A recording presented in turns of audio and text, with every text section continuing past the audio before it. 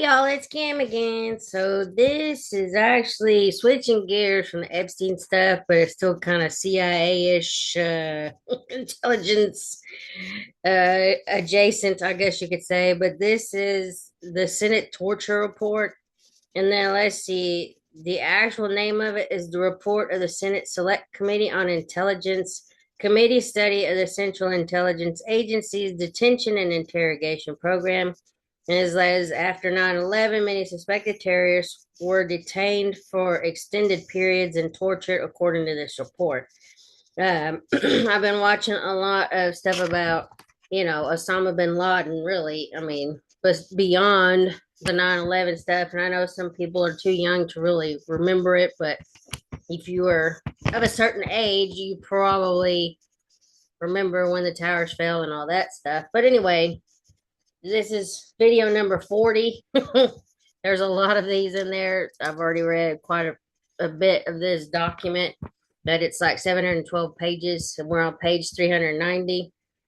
So we're just going to start right here. And Jafar El Tayar, this is just somebody's name. It says Tayar is a Al Qaeda operative who was conducting casing in the U.S. for KSM, which is Khalid Sheikh Mohammed, which was like the second in command under Osama bin Laden. Okay, and prior to 9/11, according to KSM and other high value detainees, which is HVDs, KSM confirmed that he recruited Tayar, who is still at large, to conduct a major operation used or against U.S. interests. Excuse me. KSM described Tayar as the next Muhammad Atta. And Muhammad Atta, I think, was one of the ones, I want to say he was one of the 9/11 dudes. I'll have to look that up and make sure. Maybe on the next video, I'll see if I can pull his face up. But anyway, Tayar's family is in Florida, and we have identified many of his extremist contacts. Acting on this information, the FBI quickly publicized Tayar's true names and aggressively followed up with his family and friends in the United States, causing Tayar to flee the United States. And then there's redacted, and we're actively pursuing his capture. Prior to receiving information from CIA's detention and interrogation program, the U.S. intelligence community was interested in Adnan El Shukra. Hold on, Shukrajuma. I think that's how you say it. Shukrajuma. I don't know how you say it. According to CIA and open source records, the FBI interviewed the parents of Adnan, whatever, several times between September 2001 and October 2002 concerning their son and his suspected contact with a known terrorist. The family provided no significant information on their son, except to alert the FBI that he had departed the United States circa May of 2001. CIA representations that Jafar El Tayar fled the United States in 2003 in response to an investigation prompted by reporting from KSM were incongruent with CIA records at the time of the representations, which indicated that Al Tayar had already relocated in Pakistan. In March 2003, when Jose Padilla, which was a shoe bomber, I believe, identified Jafar Al Tayar as Adnan El Shukrajuma, I guess that's how you say it. He stated that he had last seen Al Tayar at a KSM safe house in Karachi, Pakistan in March of 2002. Other reporting indicated Al Tayar's presence in Pakistan in 2002 and 2003 as well. For example, KSM consistently reported that Al Tayar was not in the United States and noted during a 2004 interrogation that Al Tayar would not return to the United States because, footnotes, hold on, because his name was known to U.S. authorities. And then whatever this is redacted. On May 20th, 2002, prior to the initiation of CIA's enhanced interrogation techniques, and while being questioned by FBI special agent, CIA detainee Abu Zubaydah provided information on Abu Jafar Al-Tayr, maybe, in the context of discussing associates of KSM.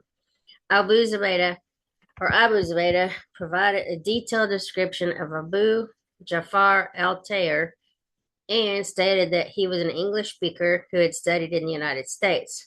Abu Zubaydah stated that he first met Abu Jafar al-Tayyar in Burmal, Afghanistan, circa January 2002, and that Abu Jafar al-Tayyar was at that time seeking to travel to Pakistan.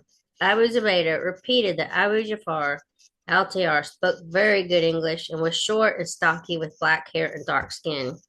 Abu Zubaydah did not provide significant additional information. Abu Jafar al-Tayyar after the CIA used its enhanced interrogation techniques against him in August of 2002. And if you don't know what the enhanced interrogation techniques are, go back and watch the other videos. It's just like waterboarding, the stomach slap, walling, where they push them into a wall, like the choke and all this other stuff. Anyway, um, sleep deprivation. There's a bunch of, I think there's like 11 of them. And some of them are against the Geneva Conventions, which is a whole nother video. But anyway, I've looked into a lot of these documents. But that's kind of what I do. I like looking into documents and learning about all this stuff. But anyway, if you just look at my channel, that's pretty much what's in here. Okay, so on September 11th, 2002, Ramzi bin al-Shibh was captured in Karachi, Pakistan. During the capture operation, a letter referencing Jafar al-Tayyar was seized. According to a translation of the letter, it stated, tell an unidentified pilot named Jafar that he should be ready for travel. Shortly after his capture, bin al-Shibh was rendered to foreign government custody. In November 2002, while still in foreign government custody, bin al-Shibh was questioned on Jafar the pilot and provided a physical description of Jafar. So some of that's redacted, but there's more footnotes if you want to go back and read it. So on March 1st, 2003, KSM was captured. A notebook associated with KSM retrieved during the capture operation included the name Jafar al-Tayyar. After his capture, KSM was rendered to CIA custody and immediately subjected to the CIA's enhanced interrogation techniques. On March 7, 2003, CIA headquarters sent information on Jafar al-Tayyar to the CIA's detention site Blue, where KSM was located for use in the interrogation of KSM. The documents included the following: a targeting study on Jafar al-Tayyar, completed by the CIA in January 2003, a letter from KSM to bin al-Shibh referencing Jafar the pilot and indicating that Jafar ought to prepare himself to smuggle himself from Mexico into an unspecified country, a letter from Jafar al-Tayyar to Ramzi bin al-Shibh asking for clarification of KSM's letter, and additional background and reporting information on Jafar al-Tayyar. The requirements cable from CIA headquarters on the detention site included numerous specific questions relying on the information already known about Jafar al-Tayyar. According to CIA records, on March 9, 2003, while KSM was being interrogated using the CIA's enhanced interrogation techniques, but before he was subjected to the waterboard interrogation technique, the CIA interrogation interrogation team used two letters referencing al-Tayyar as the interrogation vehicle to elicit information from KSM on Jafar al-Tayyar.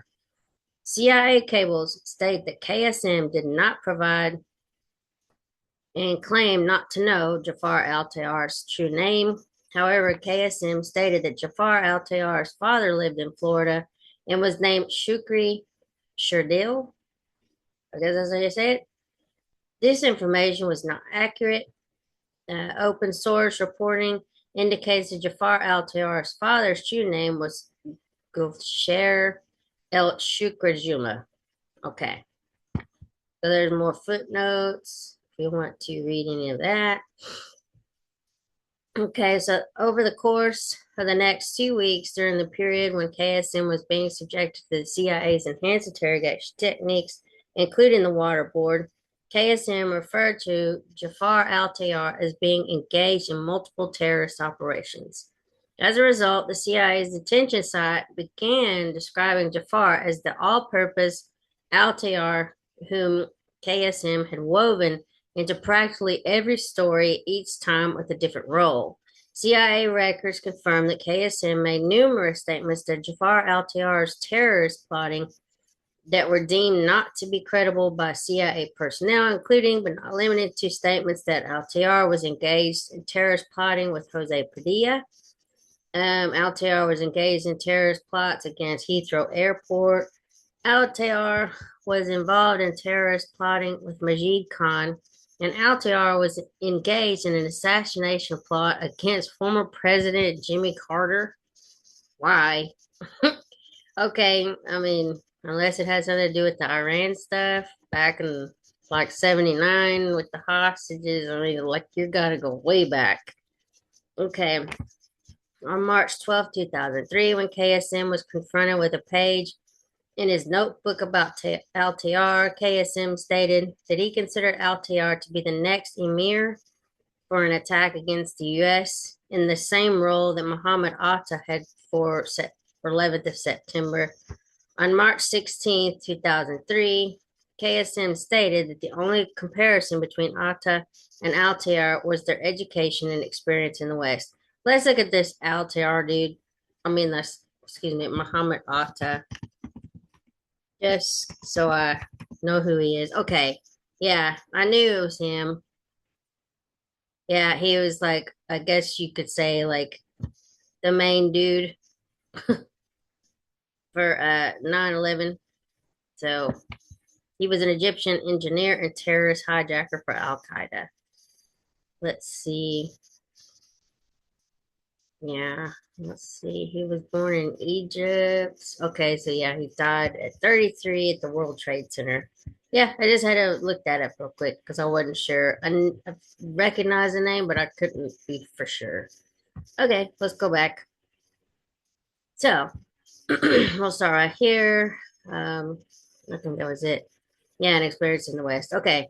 An email exchange the afternoon of March 18, 2003 between CIA personnel expressed the views of interrogators and officers at CIA headquarters with regard to KSM and Jafar al-Tayyar. The email from KSM debriefer, redacted, stated, "We finally gotten KSM to admit that al-Tayyar is meant for a plant in the U.S., but I'm still not sure he's fessing up as to what Jafar's role or plan really is.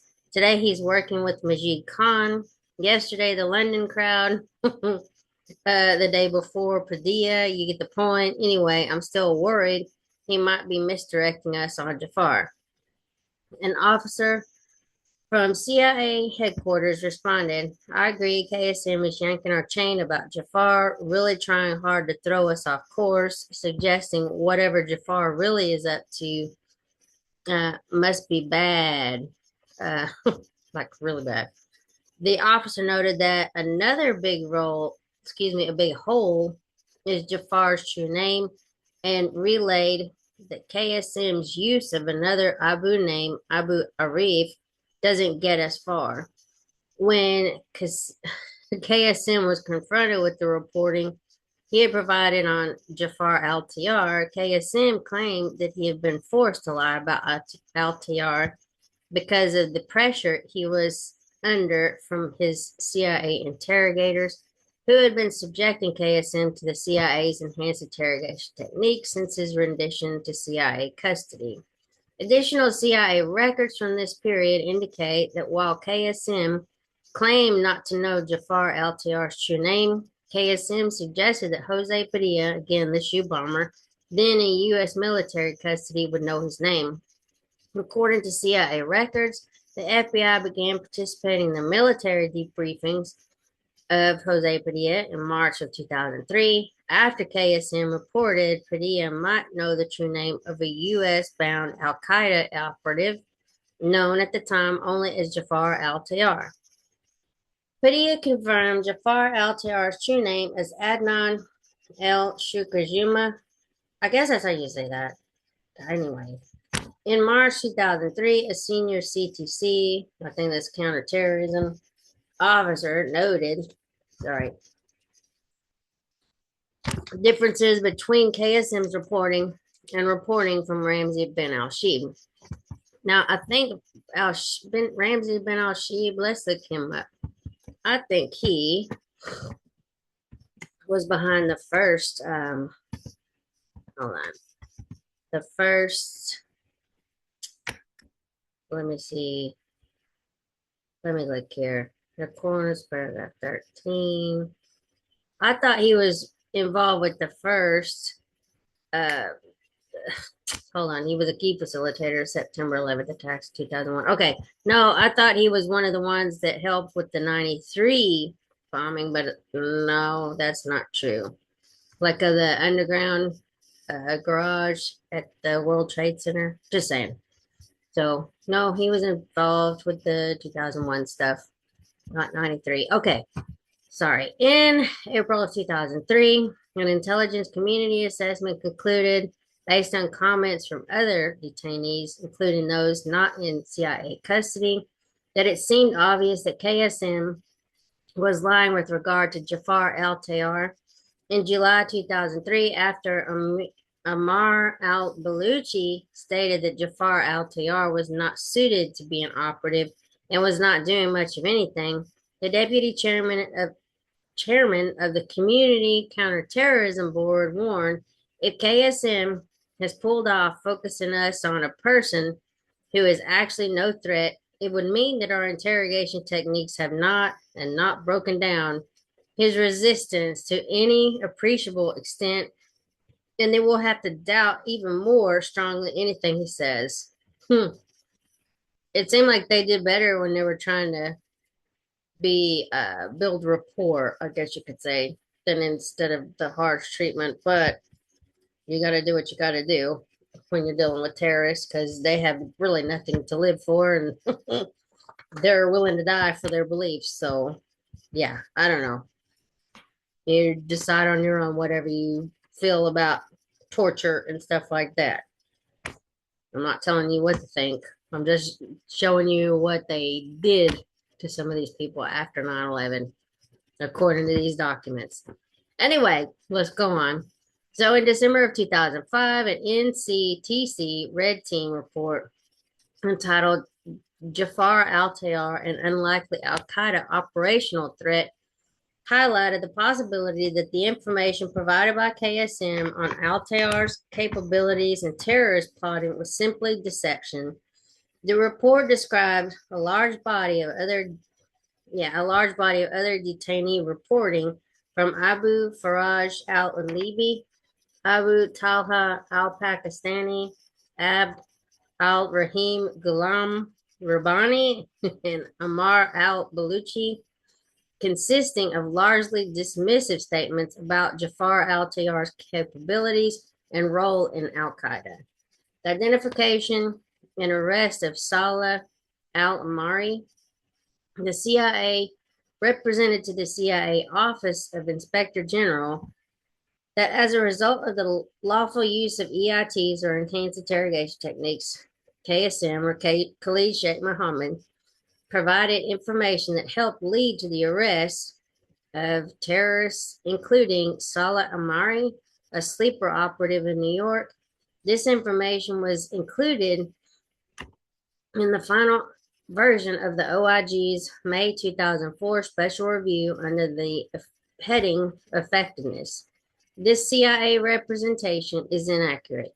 KSM was captured on March 1st, 2003. Salah al-Mari was arrested in December of 2001. The inaccurate statements about Amari to the OIG began with the July 16, 2003 OIG interview of Deputy Chief of Alex Station, redacted, and that could have been that Mike Schroyer, but I don't know that, and were repeated in DDO Pavitt's formal response to the draft OIG special review. The inaccurate statements were then included in the final May 2004 special review. The effectiveness section of the special review was used repeatedly as evidence for the effectiveness of the CIA's enhanced interrogation techniques, including the CIA representations to the Department of Justice. The passage in the OIG special review that includes the inaccurate CIA representation that KSM provided information helping to lead to the arrest of Amari was referenced in the May 30th, 2005 OLC memorandum analyzing the legality of the CIA's enhanced interrogation techniques. The portion of the special review discussing Amari has been declassified, as has the OLC. I think that's Office of Legal Counsel, maybe, I don't know, memorandum. The CIA also represented in Pavitt's formal representation to the response to the OIG that prior to reporting from KSM, the CIA possessed no concrete information on Amari. And there's more footnotes here. If you want to go back and read it, slow down the video or stop it.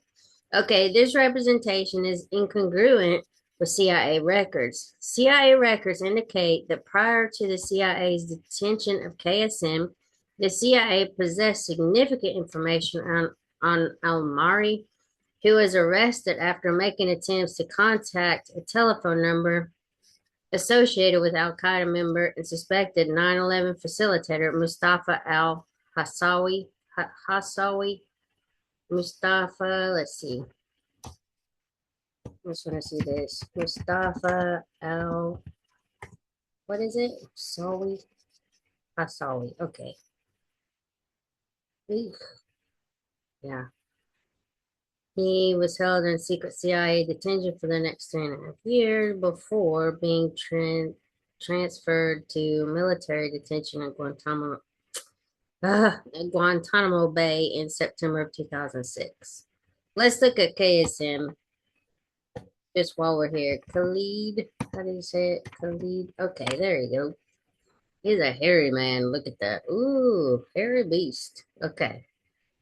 Is a Kuwaiti-born Pakistani militant and the former head of propaganda for Al-Qaeda. And yes, Khalid Sheikh Mohammed is still held at Guantanamo Bay detention camp in Cuba, where he has been since 2006. Huh. Yeah, that's interesting. Yeah, accused of orchestrating September 11th, 2001 attacks. Ooh, look at all that hair. Ooh, yuck. Anyway, that's Khalid Sheikh Mohammed. Sorry, I had to look that up. I've seen him before, but just so y'all see who we're talking about. So the FBI also had extensive records on Almari.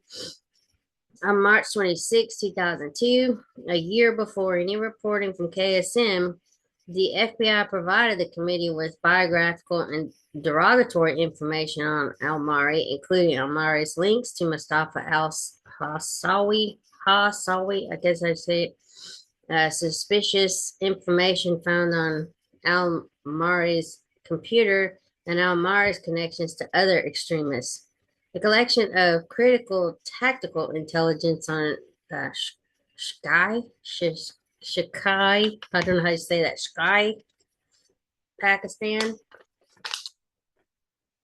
In the context of the effectiveness of the CIA's enhanced interrogation techniques, the CIA represented to policymakers over several years that key intelligence was obtained from the use of the CIA's enhanced interrogation techniques that revealed Sky, Pakistan to be a major Al-Qaeda hub in the tribal areas and resulted in tactical intelligence redacted here in Sky, Pakistan. These CIA, there's more stuff. These CIA representations were based on the CIA's experience with one CIA detainee, Hassan Gul. I guess that's how you say it. While CIA records indicate that Hassan Gul did provide information on Sky, Pakistan, a review of CIA records found that the vast majority of this information, including the identities, activities, and locations of senior Al-Qaeda operatives in Sky, was provided prior to Hassan Gold being subjected to the CIA's enhanced interrogation techniques. CIA's redacted assessed that Gold's reporting prior to the use of the CIA's interrogation techniques contained sufficient detail to press the Pakistani redacted, and the CIA assessed that the information provided by Gold corroborated earlier reporting that the Sky Valley of, I guess that's how you say it, Pakistan served as Al Qaeda's command and control center after the group's 2001 exodus from Afghanistan. Let's look at that on a map. I'm just curious. Here, let me move this. Okay. Sky. Sky. I guess this is either Pakistan. Hello. Did I spell it wrong? Okay. Oh, I guess it's spelled wrong. Sakai? Sakai in Pakistan. No, you're gonna do what I want. So let's see.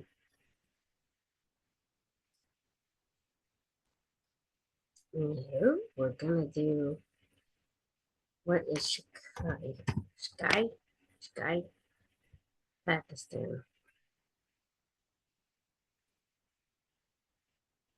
Okay, so you've got the Shakai Valley. Okay, they have it misspelled. So there's looks like a mosque, several mosques in this area. One, two, three, four, five, six. Well, that's a stadium. Okay, interesting. So it looks kind of just like a, I wonder if it's an actual city or if it's, there's got, okay, I guess it does have, I wonder if I could see it from, ooh, it looks very mountainous.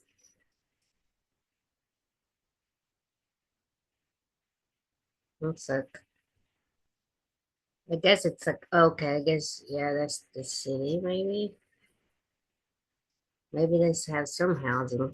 I don't know. Interesting.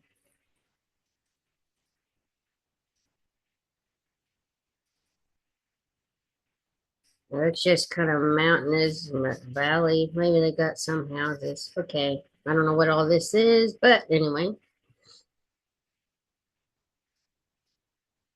there's like some homes down there, kind of the valley. Hmm. Interesting. Wow, a rainbow. Anyway, so that's the Shikai thing. All right, so they have it misspelled. But let's see. So, as an example, one of the CIA's representations on Shikai, Pakistan, and the effectiveness of the CIA's enhanced interrogation techniques. On March 2nd, 2005, the CIA responded to a request from the OLC for the intelligence the agency obtained from detainees who, before their interrogations, were not providing any information of intelligence value. The resulting CIA memorandum with the subject line effectiveness of the CIA counter-terrorist interrogation techniques included the following under the heading results. CIA's use of DOJ approved enhanced interrogation techniques as part of a comprehensive interrogation approach has enabled CIA to disrupt terrorist plots, capture additional terrorists, and collect a high volume of critical intelligence on Al Qaeda. We believe that intelligence acquired from these interrogations has been a key reason why Al Qaeda has failed to launch a spectacular attack in the West since 11th of September 2001. Key intelligence collected from HVD interrogations after applying interrogation techniques. The CIA then linked Shakai, Pakistan as an example, stating Shakai, Pakistan, the interrogation of Hassan Gul provided detailed tactical intelligence showing that Shakai, Pakistan was a major Al Qaeda hub in the tribal areas. Their use of redacted during the Gul interrogation, we mapped out and pinpointed the residences of key AQ leaders in Chicago. This intelligence was provided by redacted, of course. The CIA representations that the use of the CIA's enhanced interrogation techniques produced otherwise unavailable tactical intelligence related to Chicago. It should be Shakai, I think, Pakistan, was provided to senior policymakers and the Department of Justice between 2004 and 2009. Hassan Gol was captured on January of something of 2004 by foreign authorities in the Iraqi Kurdistan region. Gol was reportedly first interrogated by redacted, then transferred to U.S. military custody and questioned, and then rendered to CIA custody on January of something of 2004. I don't know why the dates matter. Some of this, I don't know why it's still redacted. Hassan Gol spent 2 days at detention site Cobalt before being transferred to the CIA's detention site Black on January of 2004. Prior to his capture, the CIA assessed that Gol possessed substantial knowledge of Al Qaeda facilities and procedures in Wana and Shakai, Pakistan. What is Wana? Wana, Pakistan. I just want to see if there's any pictures. Oh, there you go.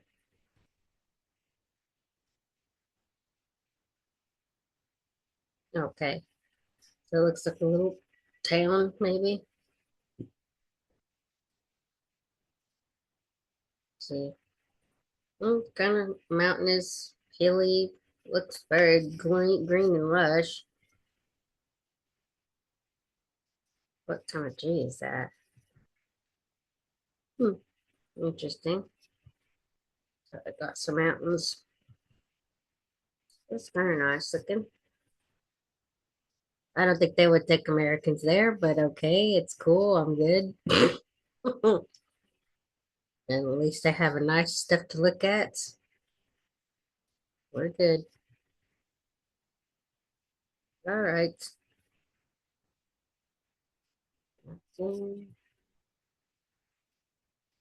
Is that a poppy leaf? I don't know.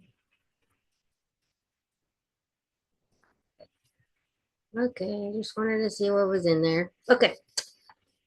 So during Hassan Gol's 2 days at detention site Cobalt, CIA interrogators did not use the CIA's enhanced interrogation techniques on Gol.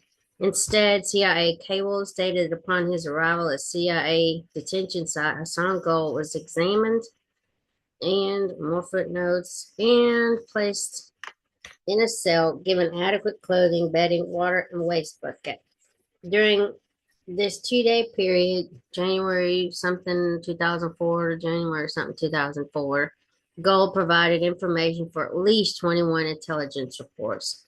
As detailed below, Gold's reporting on Shakai, Pakistan, and Al Qaeda operatives who resided in or visited Shakai was included in at least 16 of these intelligence reports.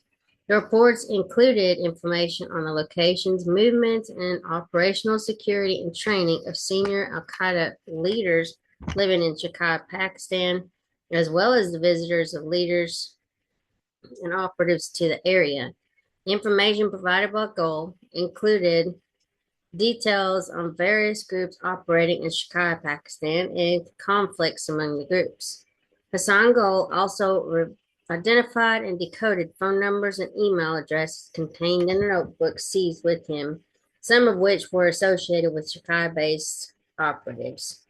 Hassan Gol described the origins of Al Qaeda's presence in Shakai, including how Abd al-Hadi al-Iraqi became the original group's military commander and its Al Qaeda representative. He discussed tensions between al-Hadi and others in Shakai. Hold on, there's some more footnotes. The mediating role of Abu Faraj al-Libi and the role of Khalid Habib.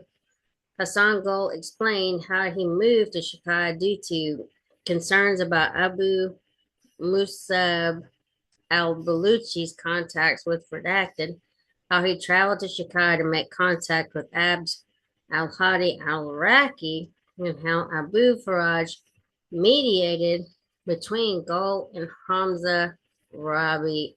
Rabi, I guess as you say it. Gul stated that he last saw Abu Faraj in the summer of 2003 when Gul was seeking Abu Faraj's assistance in moving money from Saudi Arabia to deliver to Al Hadi for support of their community in Chicago. According to Hassan Gul, Abd al Hadi al Iraqi moved periodically among various houses within the village, including that of Abu Hussein and Redacted, whom he described as senior media people for Al Qaeda. Senior media people. Elaborating on, elaborating on Al Hadi's location, Hassan Gul described the importance of both a madrasa and a guest house in the Shikai, known as the Bachelor House, where unaccompanied men stayed. Gold stated that he last saw Al Hadi in December of 2003 when Al Hadi came to the Bachelor House to visit with other Arabs. Goal also identified other permanent and transient residents of the Bachelor House. He stated that Al Hadi, who he believed was seeking another safe house in Shikai, at which to hold meetings, had approximately 40 to 50 men under his command. Hassan Gold also identified a phone number used to contact Al Hadi.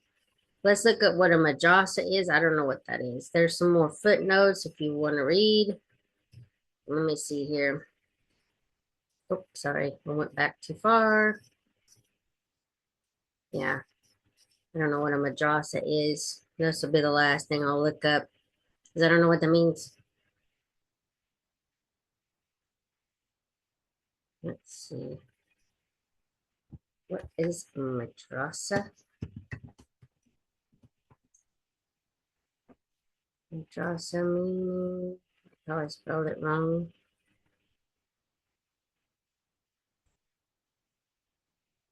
Okay, is an Arabic word meaning a place of study or school, originating from the root word darasa, to study, while it broadly refers to any educational institution, secular or religious, in many Arab countries. In popular usage, it also signifies an Islamic religious school teaching Islamic theology, law, and other subjects through curricula very widely.